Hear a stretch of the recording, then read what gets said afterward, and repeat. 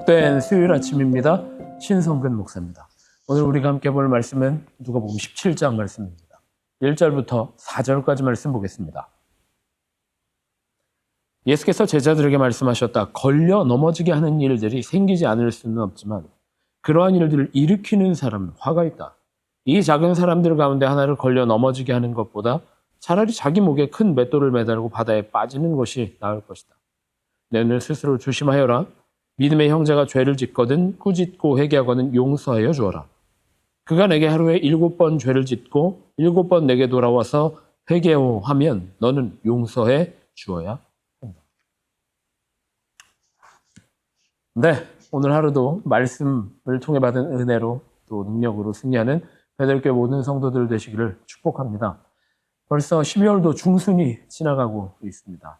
2024년이 이제 정말 얼마 남지 않았어요. 오늘 아침에 그 집에서 딸들이 그 얘기하더라고요. 다음 주 크리스마스야 라고 얘기를 하는데 정말 놀랐습니다. 시간이 정말 빨리 흘러가는 것 같습니다. 연말 이 귀한 시간 말씀의 은혜로 충만한 베델교회 모든 성도들 되시길 바랍니다. 오늘 우리가 함께 보고 있는 말씀 누가복음 17장 말씀 여전히 우리에게 아주 익숙한 말씀이 기록되고 있습니다.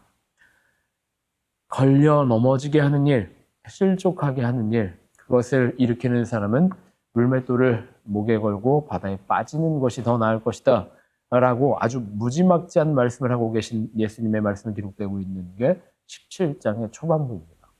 그리고 17장 전체를 흘러내려가고 있는 본문의 주제는 바로 죄, 그리고 죄에 대하는 제자의 도, 그것입니다. 오늘 본문 말씀을 1절부터 4절까지 읽었는데 우리가 간혹 착각하기도 합니다. 실족하게 하다라고 하는 단어의 뜻을 우리는 다른 사람을 상처받게 하다, 다른 사람이 상심하게 하다라고 우리가 오해할 수도 있습니다. 하지만 우리가 옆에 영어 본문 성경을 확인할 수 있는 것처럼 1절 말씀에 temptations to sin 이라고 아주 정확히 기록되어 있죠. 원문 성경에도 마찬가지, 헬라어 성경에도 마찬가지로 기록되어 있는 것은 무엇이냐? 죄에 걸려 넘어지게 하는 일을 만드는 사람은 물맷돌을 목에 메고 바다에 빠지는 것이 낫다 라고 기록되어 있는 게 원문의 해석이고 바른 뜻입니다. 무슨 이야기냐? 17장 이야기는 죄에 대한 이야기입니다. 죄를 대하는 그리스도의 제자로서의 자세는 무엇인가를 예수님께서 설명해 주고 계시다라는 겁니다. 죄에 빠지지 마시오라고 선포할 수 있어야 되고 유혹에 걸려 넘어가지 마시오라고 선포할 수 있어야 하는 것이 바로 제자의 참된 모양이라고 하는 것이죠. 우리는 죄와 죄가 아닌 것을 참 헷갈려하는 시대에 살아가고 있습니다. 기준이 그야말로 모호해지는 시대에 살아가고 있다라는 것이죠. 하지만 우리에게는 명확한 기준이 있습니다. 바로 성경입니다. 복음입니다. 복음이 우리 삶의 기준이고 복음의 능력이 바로 우리 삶의 능력입니다. 복음에서 벗어나는 것이 하나님 말씀에서 벗어나는 것이 죄이고 그것에서 벗어난 죄로 살아가는 사람들을 깨우치게 하신 것이 우리들의 사명이라는 것입니다. 제자들이 그렇게 물어봅니다. 우리에게 믿음 주옵소서라고 말하는 이 표현은 우리가 죄를 죄라고 말하는 것, 죄에 대해서 선포하는 것이 참으로 어려운 일이고 우리에게는 버거운 일입니다. 어떻게 해야 되겠습니까? 라고 예수님께 물어보는 내용인 것입니다. 예수님이 말씀하시죠. 겨자씨만한 믿음만 있으면 우리는 믿음으로 선포하는 사람들입니다. 우리는 주님이 인도하시는 그 길이 참 생명의 길임을 깨닫고 고백하는 사람들입니다. 그래서 주님의 말씀에 순종하는 사람들인 것입니다.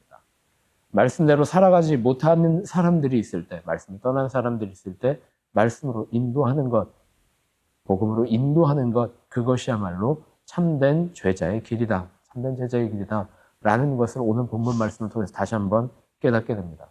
17장 후반부에는 문둥병 걸려있는 10명의 환자 이야기가 나옵니다.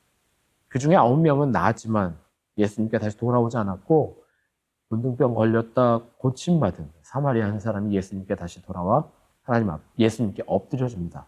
무릎 꿇습니다. 그때에 예수님께서 그에게 말씀하십니다. 너가 구원받았다라고 말씀하시죠. 우리는 9명이 떠나가더라도 한 명만 남더라도 복음을 선포해야 하는 사람들입니다. 9명이 우리의 말을 듣지 않더라도 한 명만 복음 앞으로 나올 수 있다면 주님이 우리에게 주신 사명을 감당해야 하는 사람들인 것입니다. 두려워 떠는 마음으로 살아가는 것이 아니라 담대하고 또한 담대하게 주님이 우리의 능력 되심을 믿고 복음으로 살아가고 복음의 원리로 살아가고 복음의 능력을 경험하며 살아가는, 그래서 복음의 증인으로 선포하며 살아가는 승리하는 그리스도인 다 되시기를 축복합니다. 그렇게 기도하겠습니다. 하나님 감사합니다. 오늘도 우리에게 능력 주시고 생명 주시고 무엇보다 복음의 삶을 살아가게 하시니 감사합니다. 복음의 능력을 누리게 하여 주시고 복음의 능력을 선포하며 살아가는 우리 모두가 되게 하여 주옵소서. 복음만이 생명임을 증거하며 살아가게 하옵소서. 세상의 유혹에 넘어가는 것이 아니라 세상의 죄에 굴복하는 것이 아니라 주님만이 나의 생명심을 날마다 담대하게 고백하는 삶이 되게 하여 주시옵소서. 그렇게 기도하고 기대하는 마음으로 오늘 하루 승리하는 베델교회 모든 성도들 되시기를 기도하고 축복합니다.